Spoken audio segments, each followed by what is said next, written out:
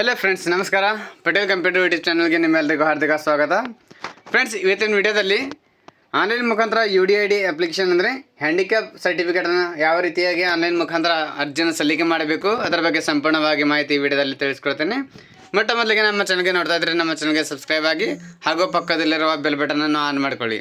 So friends, ಇದೊಂದು handicap certificate ಏನಿದೆ, ಮುಂಚೆ ಏನಿದೆಯಪ್ಪ ಅಂತಂದರೆ ಒಂದು ಪಾಸ್ಬುಕ್ ಥರ ಒಂದು ಸರ್ಟಿಫಿಕೇಟನ್ನು ಕೊಡ್ತಾಯಿದ್ರು. ಆದರೆ ಇವಾಗ ಸುಮಾರು ಒಂದು 3-4 ವರ್ಷದಿಂದ ಈಗ ಆನ್ಲೈನ್ ಮುಖಾಂತರ ಒಂದು ಸರ್ಟಿಫಿಕೇಟನ್ನು ಕೊಡಲಾಗ್ತಾ ಇದೆ, ಹಾಗೂ ಅದರ ಜೊತೆ ಒಂದು ID ಕಾರ್ಡ್ ಕೂಡ ಒಂದು ಇಲ್ಲಿ ಕೊಡಲಾಗ್ತಾ ಇದೆ. ಅದಕ್ಕೆ ಬೇಕಾದಂಥ ದಾಖಲೆಗಳೇನಪ್ಪ ಅಂತಂದರೆ, ಹಳೇದು ಏನಾದರೂ ಹ್ಯಾಂಡಿಕ್ಯಾಪ್ ಪಾಸ್ಬುಕ್ ಇದ್ದರೆ ಆ ಪಾಸ್ಬುಕ್ ಇರಬೇಕು. ಅದರ ಜೊತೆಯಲ್ಲಿ ನಿಮಗೆ ಒಂದು ಆಧಾರ್ ಕಾರ್ಡು ಹಾಗೂ ಒಂದು ಫೋಟೋ ಇರಬೇಕಾಗುತ್ತೆ. ಅದು ತಗೊಂಡು ನೀವು ಆನ್ಲೈನ್ ಮುಖಾಂತರ ಅರ್ಜಿಯನ್ನು ಸಲ್ಲಿಕೆ ಮಾಡಿ ನೆಕ್ಸ್ಟ್ ಮುಂದಿನ ಪ್ರೊಸೆಸ್ ಏನಪ್ಪ ಅಂದರೆ, ಅರ್ಜಿ ಸಲ್ಲಿಕೆ ಮಾಡಿದ ನಂತರ ನಿಮ್ಮ ಡಿಸ್ಟಿಕ್ಗೆ ಅಥವಾ ತಾಲೂಕಿಗೆ ಸಂಬಂಧಪಟ್ಟಂತೆ ಯಾವ ಹಾಸ್ಪಿಟಲ್ ಬರುತ್ತೆ, ಗೌರ್ಮೆಂಟ್ ಹಾಸ್ಪಿಟಲ್, ಅಲ್ಲಿ ಹೋಗಿ ಅಲ್ಲಿ ವಿಸಿಟ್ ಮಾಡಿ ಅಲ್ಲಿ ವೆರಿಫಿಕೇಷನ್ ಮಾಡಬೇಕಾಗುತ್ತೆ. ಸೊ ಫ್ರೆಂಡ್ಸ್, ಅದು ಯಾವ ರೀತಿ ಅರ್ಜಿಯನ್ನು ಸಲ್ಲಿಕೆ ಮಾಡಬೇಕಂದ್ರೆ, ಗೂಗಲಲ್ಲಿ ಬಂದಮೇಲೆ UDID ಅಂತ ಸರ್ಚ್ ಮಾಡ್ಕೋಬೇಕು. ಅದಂತರ ಫಸ್ಟ್ ಅಂಶ ಬರುತ್ತೆ ಯೂನಿಕ್ ಡಿಸೇಬಿಲಿಟಿ ID ಅಂತ, ಅದ್ರ ಮೇಲೆ ಕ್ಲಿಕ್ ಮಾಡ್ಕೋಬೇಕು. ಸೊ ಫ್ರೆಂಡ್ಸ್, ಇಲ್ಲಿ ನೋಡ್ಬೋದು ಭಾಳಷ್ಟು ಇಲ್ಲಿ ಆಪ್ಷನನ್ನು ಕೊಟ್ಟಿರ್ತಾರೆ. ಇಲ್ಲಿ ಅಪ್ಲೈ ಫಾರ್ ಡಿಸೇಬಿಲಿಟಿ ಸರ್ಟಿಫಿಕೇಟ್ ಇದೆ, ಹಾಗೂ apply for disability certificate and UDID card renewal ಅಂತ ಇದೆ. UDID ಕಾರ್ಡ್ ಕೂಡ ರಿನ್ಯೂವಲ್ ಕೂಡ ಮಾಡ್ಬೋದು. ಅದೇ ರೀತಿಯಾಗಿ ಇಲ್ಲಿ apply for last UDID card ಅಂತ ಇದೆ. ಏನಾದರೂ UDID ಕಾರ್ಡ್ ಕಳೆದು ಹೋದರೆ ಮತ್ತೊಮ್ಮೆ ಅಪ್ಲೈ ಮಾಡಬೇಕು. ಸೊ ಫ್ರೆಂಡ್ಸ್, ಅದೇ ರೀತಿಯಾಗಿ ಟ್ರ್ಯಾಕ್ ಯುವರ್ ಅಪ್ಲಿಕೇಶನ್ ಸ್ಟೇಟಸ್, ನೀವು ಅಪ್ಲಿಕೇಶನ್ ಸ್ಟೇಟಸ್ ಕೂಡ ಇಲ್ಲಿಂದ ನೋಡ್ಬೋದಾಗಿದೆ.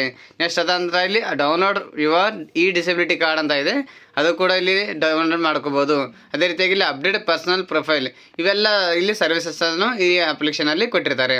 ಸೊ ಫ್ರೆಂಡ್ಸ್, ಇಲ್ಲಿ ಫಸ್ಟ್ ಆಫ್ ಆಲ್ ಲಾಗಿನ್ ಇದ್ದರೆ ಲಾಗಿನ್ ತೊಗೋಬೇಕು. ಫಸ್ಟ್ ಟೈಮ್ ಮಾಡ್ತಾ ಇದ್ದರೆ ರಿಜಿಸ್ಟರ್ ಮಾಡ್ಕೋಬೇಕು. ಅದಾದಮೇಲೆ ಫ್ರೆಂಡ್ಸ್, ಇಲ್ಲಿ personal with disability registration form open ಆಗುತ್ತೆ. ನಂತರ ಇಲ್ಲಿ ಚೂಸ್ ಯುವರ್ ರೀಜನಲ್ ಲ್ಯಾಂಗ್ವೇಜ್, ನಿಮ್ಮ ಸ್ಟೇಟ್ಗೆ ಯಾವುದು ಲ್ಯಾಂಗ್ವೇಜ್ ಬಳಪಡುತ್ತೆ ಆ ಲ್ಯಾಂಗ್ವೇಜನ್ನು ಸೆಲೆಕ್ಟ್ ಮಾಡ್ಕೋಬೇಕು. ನಾವು ಕರ್ನಾಟಕದಿಂದ ಬಿಲಾಂಗ್ ಮಾಡ್ತಾ ಇದ್ರೆ ನಾವಿಲ್ಲಿ ಕನ್ನಡ ಸೆಲೆಕ್ಟ್ ಮಾಡ್ತೀವಿ. ನೆಕ್ಸ್ಟ್ ಗೋ ಮೇಲೆ ಕ್ಲಿಕ್ ಮಾಡಿದ್ರೆ ಇಲ್ಲಿ ಪರ್ಸನಲ್ ಡೀಟೇಲ್ಸ್ ಅನ್ನೋ ಆಪ್ಷನಲ್ಲಿ ಅಪ್ಲಿಕೆಂಟ್ ಫುಲ್ ನೇಮ್ ಅಂತ ಇದೆ. ಇಲ್ಲಿ ಅಪ್ಲಿಕೇಶನ್ನ ನಿಮ್ಮ ಆಧಾರ್ ಕಾರ್ಡಲ್ಲಿ ಇರ್ತಕ್ಕಂಥ ಹೆಸರು same as it is Aadhaar ಕಾರ್ಡಲ್ಲಿ ಇರೋದಂಥ ಹೆಸರು ಇಲ್ಲಿ ಟೈಪ್ ಮಾಡಬೇಕಾಗುತ್ತೆ.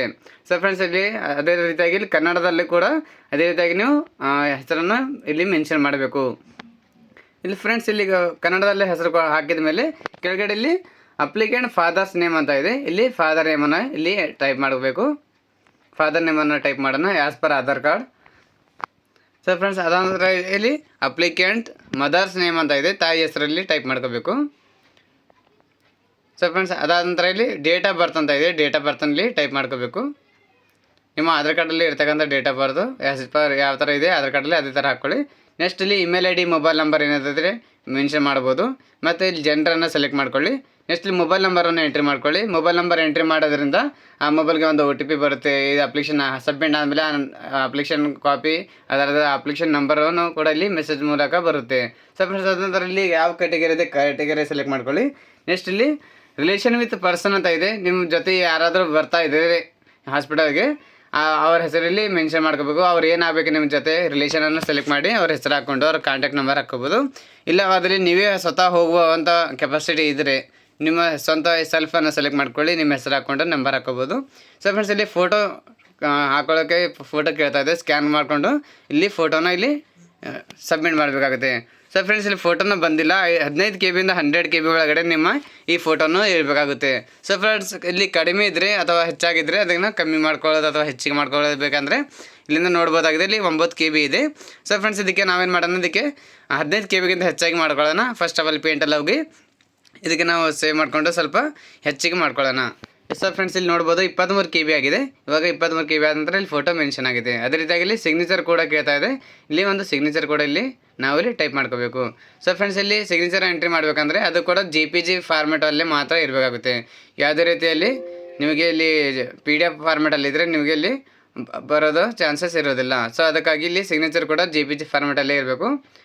ಸೊ ಫ್ರೆಂಡ್ಸ್, ಇಲ್ಲಿ ಸಿಗ್ನೇಚರ್ ಕೂಡ ಇಲ್ಲಿ ಸ್ಕ್ಯಾನ್ ಮಾಡೋಣ, ಅಪ್ಲೋಡ್ ಮಾಡೋಣ.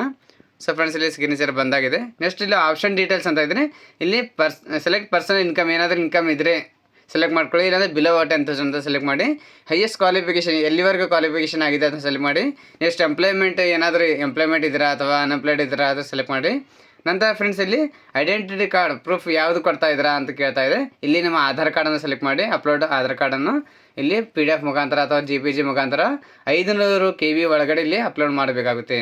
ಸೊ ಫ್ರೆಂಡ್ಸ್ ಅದೇ ರೀತಿಯಾಗಿ ಕೆಳಗಡೆ ಇಲ್ಲಿ ಅದೇ ರೀತಿಯಾಗಿ 2 ಆಪ್ಷನ್ ಕೇಳ್ತಾ ಅಡ್ರೆಸ್ ಫಾರ್ ಕರೆಸ್ಪಾಂಡೆನ್ಸ್ ಅಂತ ಕೇಳಿದ್ರೆ ಅಡ್ರೆಸ್ ಪ್ರೂಫ್ ಏನು ಕೊಡ್ತಾ ಇದ್ದೀರಾ ಅಂದರೆ ಆಧಾರ್ ಕಾರ್ಡನ್ನು ಸೆಲೆಕ್ಟ್ ಮಾಡಿದ್ರೆ ಅದನ್ನು ಕೂಡ ತಗೊಳುತ್ತೆ.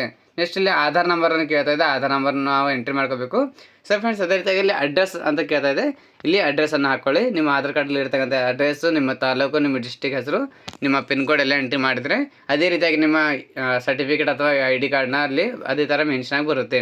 ಸೊ ಫ್ರೆಂಡ್ಸ್ ಇಲ್ಲಿ ಡಿಸ್ಟ್ರಿಕ್ಟ್ ಸೆಲೆಕ್ಟ್ ಮಾಡಿ. ನೆಕ್ಸ್ಟ್ ಇಲ್ಲಿ ಸಬ್ ಡಿಸ್ಟ್ರಿಕ್ಟ್ ಅಥವಾ ತಹಸೀಲ್ ಯಾವ್ದು ಬರುತ್ತೆ ಸೆಲೆಕ್ಟ್ ಮಾಡಿ. ನೆಕ್ಸ್ಟ್ ಇಲ್ಲಿ ವಿಲೇಜ್ ಅಂತ ಕೇಳ್ತಾ ಇದೆ, ನಿಮ್ಮ ವಿಲೇಜ್ ಯಾವ್ದು ಬರುತ್ತೆ ಆ ವಿಲೇಜನ್ನು ಇಲ್ಲಿ ಸೆಲೆಕ್ಟ್ ಮಾಡಿ.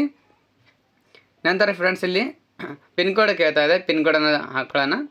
ನೆಕ್ಸ್ಟ್ ಇಲ್ಲಿ ಡಿಸಬಿಲಿಟಿ ಟೈಪ್ ಅಂತ ಇದೆ, ನಿಮಗೆ ಯಾವ ಥರ ಡಿಸಬಿಲಿಟಿ ಇದೆ, ಆ್ಯಸ್ ಎ ಅಟ್ಯಾಕ್ ವಿಕ್ಟಿಮ್ ಅಂತ ಇದೆ. ಭಾಳಷ್ಟು ಇಲ್ಲಿ ಆಪ್ಷನ್ ಕೊಟ್ಟಿರ್ತಾರೆ. ಹ್ಯಾಂಡಿಕ್ಯಾಪ್ ಯಾವ ಥರ ಇರುತ್ತೆ ಅದಕ್ಕೆ ತಕ್ಕಂತೆ ನೀವು ಹ್ಯಾಂಡಿಕ್ಯಾಪ್ ಯಾವ್ದು ಇರ್ತೀರಾ ಅದನ್ನು ಅಲ್ಲಿ ಸೆಲೆಕ್ಟ್ ಮಾಡ್ಕೊಳ್ಳೋಣ. ಸೊ ಫ್ರೆಂಡ್ಸ್ ಇಲ್ಲಿ ಕಣ್ಣಿಂದ ಏನಾದರೂ ಕೂಡ ಇದ್ದರೆ ಇಲ್ಲಿ ಬ್ಲೈಂಡ್ನೆಸ್ ಅಂತ ಇದ್ದಾರೆ, ಇವರು ಬ್ಲೈಂಡ್ನೆಸ್ ಅಂತ ಸೆಲೆಕ್ಟ್ ಮಾಡ್ಕೊಳ್ಳೋಣ. ಡಿಸಬಿಲಿಟಿ ಡ್ಯೂ ಟು ಯಾವ ಥರ ಡಿಸಬಿಲಿಟಿ ಆಗಿದೆ, ಆಕ್ಸಿಡೆಂಟಲ್ ಆಗೈತಾ ಅಥವಾ ಏನಾದರೂ ಡಿಸೀಸ್ ಆಗೈತಾ, ನಿಮಗೆ ಇನ್ಫೆಕ್ಷನಿಂದ ಆಗೈತಾ ಕೇಳ್ತಾ ಇದೆ. ಮೊದಲಿಂದ ಹುಟ್ಟಿದಾಗಿಂದ ಐತಾ ಅಂದರೆ ಡಿಸೀಸ್ ಅಂತ ಸೆಲೆಕ್ಟ್ ಮಾಡಿಕೊಂಡು ಡಿಸಬಿಲಿಟಿ ಸಿನ್ಸ್ ಅಂತ ಇದೆ, ಡಿಸಬಿಲಿಟಿ ಬೈ ಬರ್ತ್ ಅಂತ ಇದೆ. ಹುಟ್ಟಿದಾಗಿಂದ ಇದ್ದರೆ ಡಿಸಬಿಲಿಟಿ ಬೈ ಬರ್ತ್ ಅಂತೇಳಿ. ಇಲ್ಲಿ ಡಿಸಬಿಲಿಟಿ ಸಿನ್ಸ್ ಅಂತ ಇದ್ದರೆ ಏನಾದರೂ ಎಷ್ಟು ವರ್ಷದಿಂದ ಆಗಿದೆ ಆ ಇಯರ್ನ ಸೆಲೆಕ್ಟ್ ಮಾಡ್ಕೋಬೇಕಾಗುತ್ತೆ. Next do you have disability certificate, ನಿಮ್ಮ ಹತ್ರ ಏನಾದರೂ ಡಿಸಬಿಲಿಟಿ ಸರ್ಟಿಫಿಕೇಟ್ ಇದೆಯಾ ಅಂದರೆ ಹ್ಯಾಂಡಿಕ್ಯಾಪ್ ಸರ್ಟಿಫಿಕೇಟ್ ಮುಂಚೆ ಪಾಸ್ಬುಕ್ ಕೊಡ್ತಾ ಇದ್ರಲ್ಲ ಆ ಪಾಸ್ಬುಕ್ ಇದೆಯಾ ಇಲ್ಲ ಅಂತ ಕೇಳ್ತಾ ಇದೆ. ಇದ್ದರೆ ಎಸ್ ಮಾಡಿ, ಇಲ್ಲಾಂದರೆ ನೋ ಅಂತ ಮಾಡೋಣ. ನೆಕ್ಸ್ಟ್ ಇಲ್ಲಿ ಹಾಸ್ಪಿಟಲ್ ನೇಮ್ ಅಂತ ಕೇಳ್ತಾ ಇದ್ದಾರೆ, ನಿಮ್ಮ ಡಿಸ್ಟ್ರಿಕ್ನ ಹಾಸ್ಪಿಟಲ್ ಯಾವ್ದು ಬರುತ್ತೆ ಅದನ್ನು ಇಲ್ಲಿ ಲಿಸ್ಟಲ್ಲಿ ಬರುತ್ತೆ, ಅದನ್ನು ಸೆಲೆಕ್ಟ್ ಮಾಡಿ. ನೆಕ್ಸ್ಟ್ ಇಲ್ಲಿ ಕ್ಯಾಪ್ಚರ್ನ ಎಂಟ್ರಿ ಮಾಡಿದ ಮೇಲೆ ಇಲ್ಲಿ ಆಧಾರ್ ನಂಬರ್ನ ಮಿಸ್ ಆಗಿತ್ತು, ಇಲ್ಲಿ ಆಧಾರ್ ನಂಬರ್ನ ಟೈಪ್ ಮಾಡ್ಕೊಳ್ಳಿ. ಸೊ ಫ್ರೆಂಡ್ಸ್ ಅದೇ ರೀತಿಯಾಗಿ ಇಲ್ಲಿ ಕೆಳಗಡೆ ಸ್ಕ್ರಾಲ್ ಮಾಡಿ ನೋಡಿದಾಗ ಇಲ್ಲಿ ಸಬ್ಮಿಟ್ ಮೇಲೆ ಕ್ಲಿಕ್ ಮಾಡೋಣ. ಸಬ್ಮಿಟ್ ಮೇಲೆ ಕ್ಲಿಕ್ ಮಾಡಿದ ಮೇಲೆ ಒಂದ್ಸರಿ ವೆರಿಫಿಕೇಷನ್ಗೋಸ್ಕರ ಇಲ್ಲಿ ಅಪ್ಲಿಕೇಶನ್ ಪ್ರಿವ್ಯೂ ಬರುತ್ತೆ. ಎಲ್ಲ ಒಂದ್ಸರಿ ಕರೆಕ್ಟಾಗಿ ನಿಮ್ಮ ಆಧಾರ್ ಕಾರ್ಡಿಗೆ ಮ್ಯಾಚ್ ಆಗುತ್ತಾ ಇಲ್ಲ ಅಂತ ಸ್ವಲ್ಪ ಚೆಕ್ ಮಾಡಿಕೊಂಡು ನಂತರ ಇಲ್ಲಿ ಸಬ್ಮಿಟ್ ಕನ್ಫರ್ಮ್ ಅಪ್ಲಿಕೇಶನ್ ಮೇಲೆ ಇಲ್ಲಿ ಕ್ಲಿಕ್ ಮಾಡ್ಕೋಬೇಕು. ಏನಾದರೂ ಮಿಸ್ಟೇಕ್ಸ್ ಇದ್ದರೆ ಎಡಿಟ್ ಅಪ್ಲಿಕೇಶನ್ ಮಾಡಿಕೊಂಡು ಮತ್ತೆ ಅದನ್ನು ಕರೆಕ್ಷನ್ ಮಾಡ್ಬೋದಾಗಿದೆ.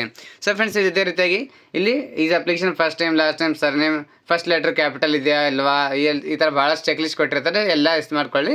ನಂತರ ಇಲ್ಲಿ ಡೌನ್ಲೋಡ್ ಅಪ್ಲಿಕೇಶನ್ ಅಂತ ನೋಡಿ, your application has been submitted successfully, your enrolment number ಅಂತ ಇದೆ, ಎನ್ರೋಲ್ಮೆಂಟ್ ನಂಬರ್ ಬಂದಾಗಿದೆ. ಇಲ್ಲಿ PDF ಮೇಲೆ ಕ್ಲಿಕ್ ಮಾಡಿದರೆ ಇಲ್ಲಿ ಡೌನ್ಲೋಡ್ ಆಗುತ್ತೆ. ಸೊ ಫ್ರೆಂಡ್ಸ್ ಇದೇ ರೀತಿಯಾಗಿ personal with disability registration certificate application ಕಾಪಿಲಿ ಬರುತ್ತೆ. ನೆಕ್ಸ್ಟ್ ಇಲ್ಲಿ ಎನ್ರೋಲ್ಮೆಂಟ್ ನಂಬರ್ ಇದೆ, ಎನ್ರೋಲ್ಮೆಂಟ್ ಡೇಟ್ ಇದೆ, ನಿಮ್ಮ ಹೆಸರು, ನೀವು ಯಾವ ಥರ ಫಿಲ್ ಮಾಡಿದ್ರೆ ಪ್ರತಿಯೊಂದು ಆಪ್ಷನಲ್ಲಿ ಬಂದಿರುತ್ತೆ.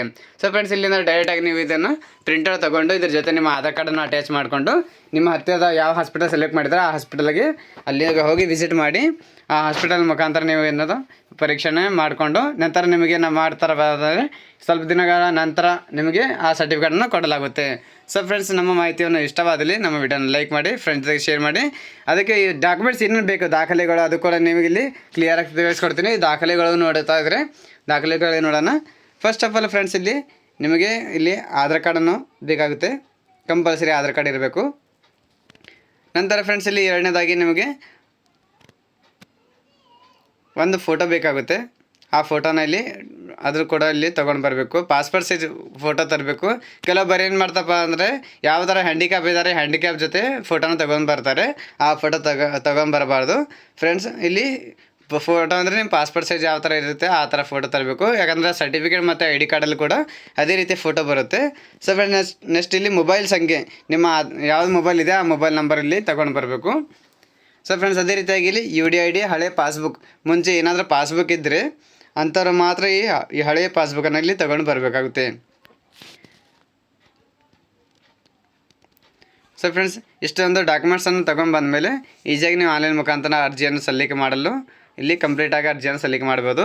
ಸೊ ಫ್ರೆಂಡ್ಸ್ ನಮ್ಮ ಮಾಹಿತಿಯನ್ನು ಇಷ್ಟವಾದಲ್ಲಿ ನಮ್ಮ ವಿಡಿಯೋನ ಲೈಕ್ ಮಾಡಿ, ಫ್ರೆಂಡ್ಸ್ ಜೊತೆಗೆ ಶೇರ್ ಮಾಡಿ. ನಾನು ಮತ್ತೆ ಭೇಟಿ ಆಗೋದೇ ಮುಂದಿನ ವಿಡಿಯೋ ಜೊತೆಗೆ. ಅಲ್ಲಿವರೆಗೂ ನಮಸ್ಕಾರ, ಧನ್ಯವಾದಗಳು, ಶುಭ ದಿನ.